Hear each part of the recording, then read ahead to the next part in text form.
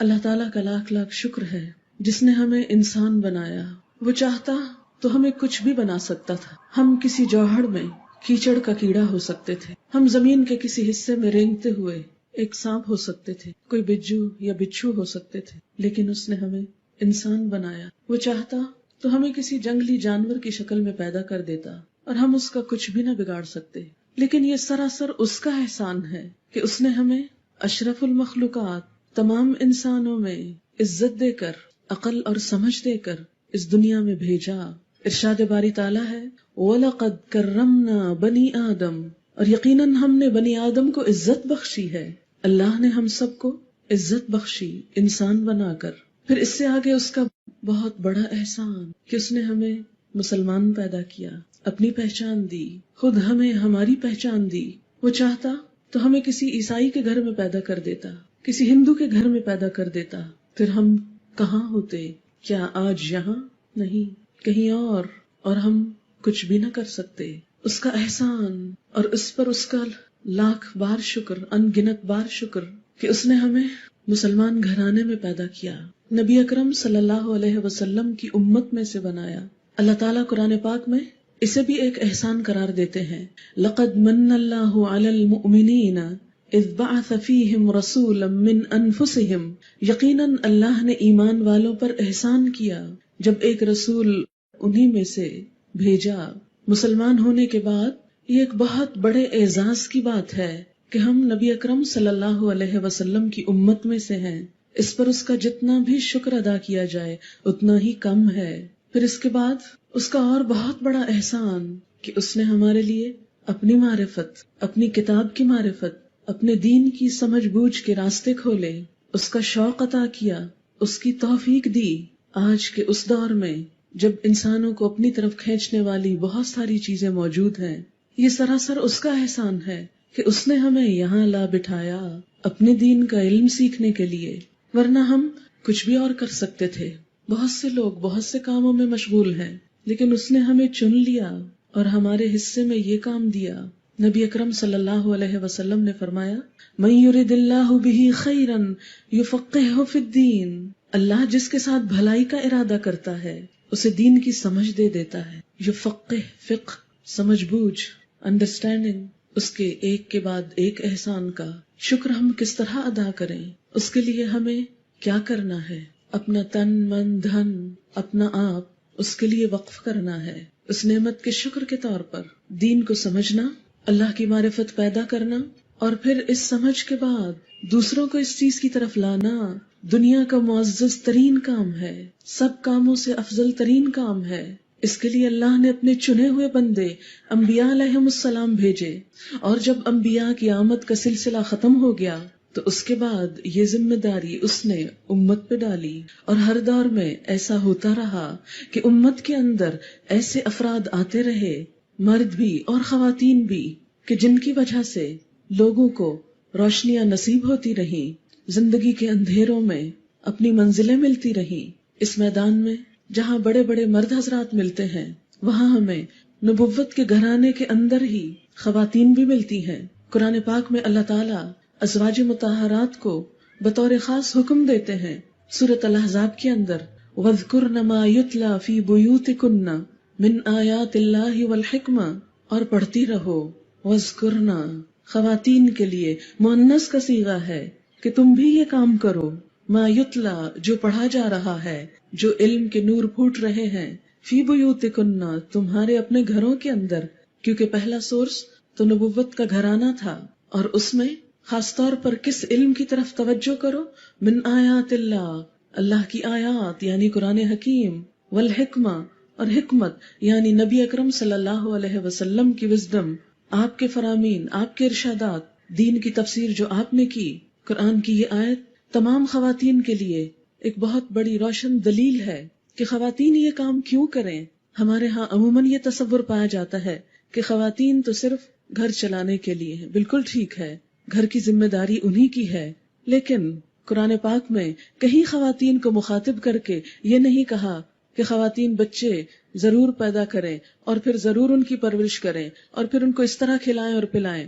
وہ تو ایک ضرورت ہے، وہ تو ہر صاحب فہم خاتون یہ کرے گی ہی، لیکن جو امت مسلمہ ہونے کی حیثیت سے ذمہ داری ہے، اس ذمہ داری کو نبھانے کے لیے جس چیز کی طرف قرآن نے توجہ دلائی، سب سے پہلے ازواج مطہرات کو اور ان کے اسوہ حسنہ پہ چلتے ہوئے ہم خواتین کو، کہ ہم بھی اس علم کے ساتھ اس علم میں سے اپنا ایک حصہ لگائیں، اور وہ کام جو امہات المومنین نے کیا، امت کی بہترین خواتین نے کیا، وہ کام ہم بھی کریں اپنی حیثیت، اپنی استطاعت، اپنی صلاحیت کے مطابق۔ اسلام دنیا کے علم کو کنڈیم نہیں کرتا، لیکن صرف دنیا کا علم انسان کی فلاح اور نجات کے لیے کافی نہیں۔ انسان صرف مادے کا بنا ہوا نہیں، صرف گوشت اور ہڈی اور خون کا بنا ہوا نہیں۔ اس ڈھانچے کے اندر جو روح ہے، جو اصل انسان ہے، اس کی تربیت، اس کی رہنمائی، اس کی خوشی، اس کے سکون کے لیے بھی انسانوں کو کوششیں کرنا ہوں گی۔ اور پھر بطور خاص خواتین اس لیے بھی کہ وہ صرف خواتین کی نہیں، مردوں کی بھی معلم ہے، کہ ہر بچہ خواہ وہ لڑکی ہو یا لڑکا ہو ایک ماں کی گود سے پرورش پاتا ہے۔ ماں کی گود پہلا مدرسہ ہے۔ اگر ماں جاہل ہوگی تو پورا گھرانہ جاہل ہوگا۔ اگر ماں کے اندر اللہ کی محبت نہیں تو بچے کے اندر کیسے جائے گی؟ اگر ماں دین کی تعلیم سے بے بہرہ ہے تو بچے روشنی کہاں سے پائیں گے؟ اس لیے کہ اب تو جدید تحقیقات نے بھی ثابت کر دیا، جدید تحقیقات کی بات اس لیے کرتی ہوں کہ فی الحال ہمارا ایمان اس پر زیادہ ہے قرآن اور سنت کی نسبت، اس کی بات زیادہ سمجھ میں آتی ہے کہ 3 سال کی عمر تک بچے کی شخصیت کا 75% مکمل ہو چکا ہوتا ہے، وہ سیکھ چکا ہوتا ہے جو اس نے سیکھنا ہے، باقی 25% تو پھر ساری زندگی سیکھتا رہے گا۔ وہ تربیت، وہ نرسری، وہ ماں کی گود ہے، ماں کی کمپنی ہے، ماں کی سوچ ہے۔ وہ ماں جس نے 9 مہینے اس کو اپنے شکم میں رکھا، اپنے پیٹ میں رکھا، دن رات ساتھ رکھا، اپنے اندر رکھا، پھر اس کو 2 سال تک دودھ پلایا اور پھر بولنا سکھایا، چلنا پھرنا سکھایا، تو جو ماں اسی عرصے کے دوران بچے کے اندر اللہ کی محبت ڈال دیتی ہے تو ساری زندگی کے لیے بچے کے لیے ایک انمول سرمایہ اس کے ساتھ ہو جاتا ہے۔ اور اگر بچہ اس حصے میں محروم رہ جاتا ہے تو وہ ایک بڑی سعادت سے محروم رہ جاتا ہے۔ اس وقت ہماری ذمہ داریاں گھر کے اندر بھی ہیں اور گھر کے باہر بھی، اور یہ ایک ایسا راستہ ہے جس کا آپ نے انتخاب کیا کہ جس میں آپ کو دونوں طرف بیلنس رکھتے ہوئے آگے بڑھنا ہے۔ آج میں کچھ باتیں علم کے حوالے سے کروں گی، لیکن یہ یاد رکھیں کہ جب بھی انسان کوئی سفر شروع کرتا ہے تو ابتدا میں اس کو منزل کبھی نظر نہیں آتی۔ مثلاً آج جب آپ اپنے گھر سے نکلے تو گھر کے گیٹ پر آپ کو یہ کلاس روم نظر نہیں آیا، لیکن اب یہ آپ دیکھ رہے ہیں، اب آپ کو سب نظر آ رہا ہے۔ وہ کیسے؟ اس لیے کہ آپ گھر سے نکلے، آپ نے قدم بڑھایا، آپ نے چلنا شروع کیا، اور چلتے چلتے راستہ ڈھونڈتے ڈھونڈتے یہاں تک آ پہنچے۔ آج کی آپ کی منزل یہ کلاس تھی۔ اسی طرح آپ کی ایک اور منزل بھی ہے، اور وہ یہ کہ قرآن اور سنت کا فہم حاصل کرنے کے بعد اسے اپنے گھروں کے اندر اس کے چراغ جلانا، اپنے خاندانوں کے اندر اور پورے معاشرے کے اندر، نہ صرف یہ کہ مسلمانوں کے اندر بلکہ ترستی پیاسی ساری دنیا کے اندر سب کو اپنے رب سے جوڑنا ہے۔ انسان نیت تو بڑی کرے، نہ بھی کر سکے تو جتنی بلند نیت ہوگی اجر بھی اتنا ہی بلند ہوگا۔ اگر آپ کے دل میں تڑپ ہوگی کہ یا اللہ میرے ذریعے ہر شخص تک تیرا پیغام پہنچ جائے، وہ پہنچے یا نہ پہنچے آپ کو اپنی نیت اور اپنے جذبوں کا اجر مل جائے گا۔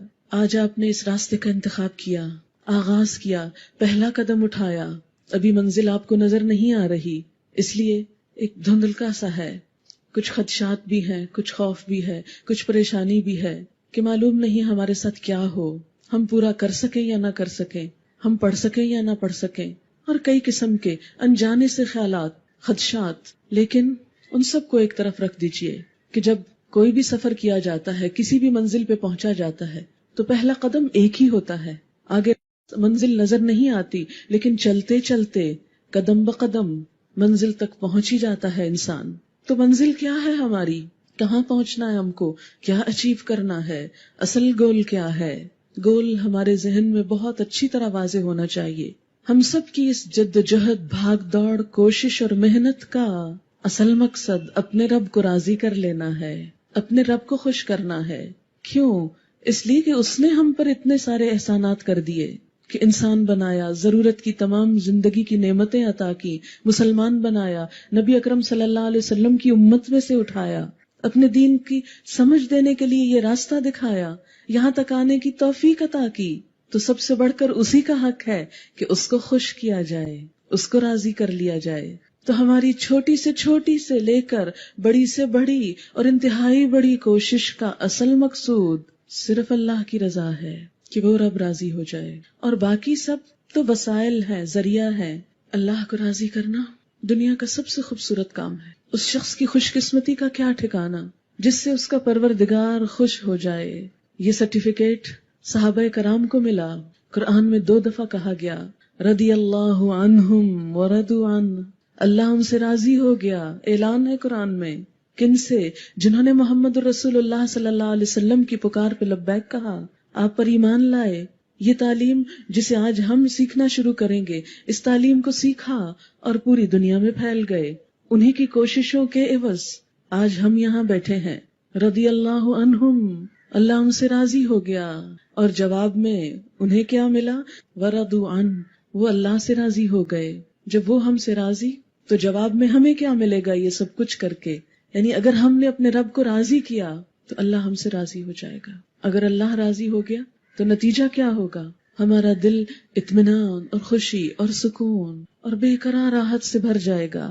وہ کیفیات جو اللہ کی کتاب کو حقیقی معنوں میں سمجھ کر، پڑھ کر، سیکھ کر دل کی کیفیات بدلتی ہے، جو خوشی انسان کو نصیب ہوتی ہے، وہ دنیا کی کسی اور چیز میں نہیں، کسی بھی اور چیز میں۔ اور اس کیفیت کا آپ خود مشاہدہ کریں گے۔ وہ خلا جو سب کچھ ہوتے ہوئے ہم سب کی زندگی میں ہے، کہ سب کچھ تو ہے، بچے بھی ہے، شوہر بھی ہے، گھر بھی ہے، کھانے پینے کو بھی سب کچھ ہے، لیکن پھر بھی کچھ کمی ہے، کہیں کچھ کمی ہے۔ وہ کمی یہی ہے کہ ہم دنیا میں آئے، ہم نے سب کچھ لیا، لیکن اپنے رب ہی کا حق ادا نہ کیا۔ تو یہ ایک چھوٹی سی کوشش، ایک چھوٹا سا اٹھا ہوا قدم کس ڈائریکشن پہ اٹھنا ہے؟ اللہ کی رضا کے لیے۔ اور جب انسان کے دل میں اللہ کی محبت پیدا ہوتی ہے، اس کو راضی کرنے کا جذبہ پیدا ہوتا ہے، تو پھر بڑی سے بڑی قربانی بہت چھوٹی لگتی ہے، بہت چھوٹی، کچھ بھی نہیں۔ اللہ تعالیٰ آپ کے تو اتنے احسانات، میں کیا کر رہی ہوں؟ میں تو کچھ بھی نہیں کر رہی، یہ تو کوئی چیز نہیں۔ لیکن جب انسان اللہ کو راضی نہیں کرتا، اس کے مقاصد کچھ اور ہوتے ہیں، کوئی بھی اور چیز پانا، تو پھر انسان چھوٹے چھوٹے کام کر کے احسان جتاتا رہتا ہے۔ اگر واقعی ہمارا مقصد اللہ کی رضا ہو گئی تو آپ دیکھیں گے نہ آپ کو بھوک پیاس ستائے گی، نہ آپ کو تھکاوٹ ہوگی، نہ آپ کو غم ہوگا، نہ فکر ہوگی، بس ایک ہی جنون ہوگا کہ وہ ذات راضی ہو جائے۔ شاید میری یہ باتیں آج آپ کو بہت بے معنی سی لگ رہی ہوں کہ یہ کیا بول رہی ہے، لیکن یہ سب کچھ میں اپنے تجربے سے بول رہی ہوں۔ جو کچھ مجھے ملا ہے، میں چاہتی ہوں آپ میں سے ہر ایک کو مل جائے، اور وہ اسی راستے سے ملتا ہے۔ اس راستے پہ چلتے ہوئے کبھی پاؤں بھی زخمی ہو سکتے ہیں، کبھی گر بھی سکتا ہے انسان، کبھی زخمی بھی ہو سکتا، کچھ بھی ہو سکتا ہے، لیکن اگر دل میں ارادہ پکا ہے، ڈٹرمنیشن ہے، پختگی ہے، تو سب کچھ آسان ہو جائے گا، کیونکہ یہ اللہ کا وعدہ ہے۔ ان الذين قالوا ربنا الله ثم استقاموا تتنزل عليهم الملائكة الا تخافوا ولا تحزنوا وَأَبْشِرُوا بِالْجَنَّةِ الَّتِي كُنْتُمْ تُوعَدُونَ نَحْنُ أَوْلِيَاؤُكُمْ فِي الْحَيَاةِ الدُّنْيَا وَفِي الْآخِرَةِ وَلَكُمْ فِيهَا مَا تَشْتَهِي أَنفُسُكُمْ وَلَكُمْ فِيهَا مَا تَدَّعُونَ نُزُلًا مِّنْ غَفُورٍ رَّحِيمٍ۔ یقیناً وہ لوگ جنہوں نے کہا ربنا اللہ، اللہ ہمارا رب ہے، ثم استقاموا، پھر اس پہ قائم ہو گئے، جم گئے، پکے ہو گئے، تو پھر کیا ہوتا ہے جواب میں ان کے ساتھ؟ تتنزل علیہم الملائکہ، ان پہ فرشتے اترتے ہیں۔ جی یہ قرآن کہتا ہے، فرشتے ان پہ اترتے ہیں۔ یہ صرف انبیاء اور پیغمبروں کی بات نہیں، یہ عام انسانوں کی بات ہے۔ ان الذین قالوا ربنا اللہ، یہ ان لوگوں کی بات ہے جنہوں نے کہا اللہ ہمارا رب ہے۔ یہ ان کی بات ہے جنہوں نے کہا کہ اللہ ہی کی ذات ہمارے لیے سب کچھ ہے، بس اسی کو راضی کرنے نکلے ہیں۔ ثم استقاموا، پھر واپس نہیں پلٹ گئے، پھر ہمت نہیں ہار گئے، جم گئے، پھر اللہ کی مدد آئے گی۔ تتنزل علیہم الملائکہ، اور وہ آ کر آپ کو تسلیاں دیں گے۔ اللہ تخافوا، مت خوف کرو، مت ڈرو، ولا تحزنوا، مت غم کرو، کسی آنے والی مشکل کا خوف نہ کرو اور کسی جانے والی چیز کا غم نہ کرو، کیونکہ جب آپ آئیں گے اور دن کے 5-6 گھنٹے یہاں گزاریں گے تو بہت کچھ چھوٹے گا آپ سے، بہت سی چیزیں چھوٹ جائیں گی، لیکن اگر آپ کمپیئر کریں گے تو انشاءاللہ وہ چھوٹے گا جو آپ کے لیے زیادہ ضروری نہیں تھا، اور وہ ملے گا جو زیادہ ضروری تھا۔ وہ چھوٹے گا جس کے بغیر گزارا ہو سکتا تھا، وہ ملے گا جس کے بغیر گزارا ہو نہیں سکتا، کام چل نہیں سکتا۔ غیر ضروری چیزیں چھوٹ جائیں گی اور ضروری چیزیں زندگی کا حصہ بن جائیں گی. اللہ تخافوا ولا تحزنوا، مت خوف کھاؤ، نہیں ڈرو، قدم آگے بڑھاؤ، ہمت کرو اور غم بھی نہ کرو. وابشروا، اور خوشخبری، گڈ نیوز، کیا؟ بالجنہ، جنت کی. یہ وہ کام ہے جس کا صلہ جنت ہے. نبی صلی اللہ علیہ وسلم نے فرمایا من سلک طریقا یلتمس فیہ علما سہل اللہ لہ طریقا الی الجنہ.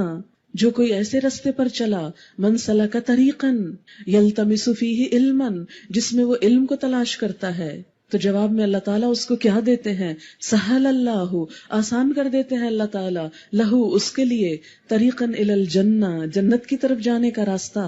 ابشروا بالجنہ، جنت کی خوشخبری پاؤ. کیا ہے وہ جنت؟ ارضها السماوات والارض، جس کی وسعت آسمان و زمین کے برابر ہے.